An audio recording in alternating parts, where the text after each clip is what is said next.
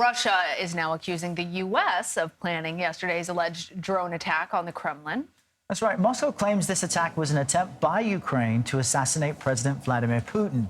Kyiv has denied having any role in this attack, and U.S. officials do not believe what the Kremlin is saying.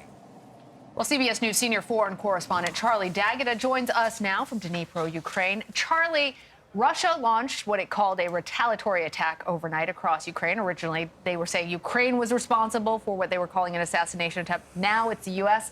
Talk to us about these allegations and what we know about this alleged Kremlin drone strike.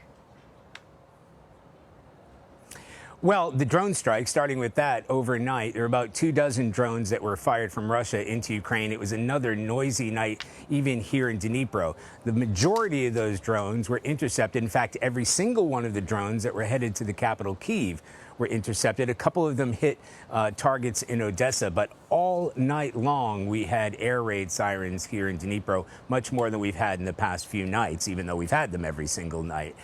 In terms of the intensity, that is the third time in 4 nights that they've tried to attack the Ukrainian capital, Kyiv. Now, in terms of who's to blame for this, Dmitry Peskov, this is President Putin's spokesman and the Kremlin spokesman for that matter, not only laid the blame on Kyiv, but laid the blame on the United States, essentially saying that Kyiv doesn't do anything without the direction of Washington, D.C. And of course, that has been shut down right away from John Kirby, who said we had nothing to do with this. Kyiv has also said that not only didn't they have anything to do with it, that they're alleging that this is staged from the Kremlin. So as far as who is responsible for it, we don't know yet. I'm not sure that we will ever know. We did speak to a drone operator from here who said that it is possible to launch an attack at the Kremlin, but it would have been local. It wouldn't have been from here. It would have had to be something with inside Moscow or Russia itself.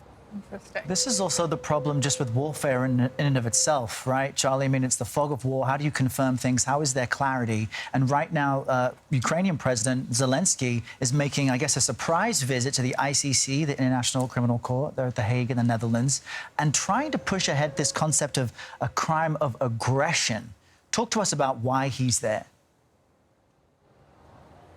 Yeah, well, Errol, first and foremost, he's there because he wants a tribunal against what he said the other Vladimir, he's Volodymyr, the other Vladimir Putin. He said that's who you want to see here at the ICC.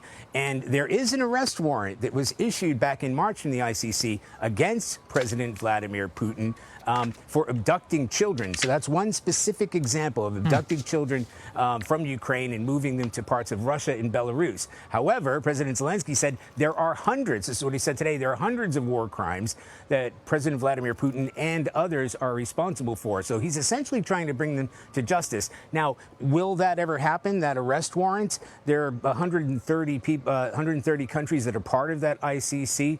Interestingly, the first time that we're going to see President Vladimir Putin travel will be in August to South Africa, and there are question marks over whether or not he will be arrested at that time. But other than that, there aren't too many countries that Putin is going to be traveling to in the next few months. But that arrest warrant is outstanding.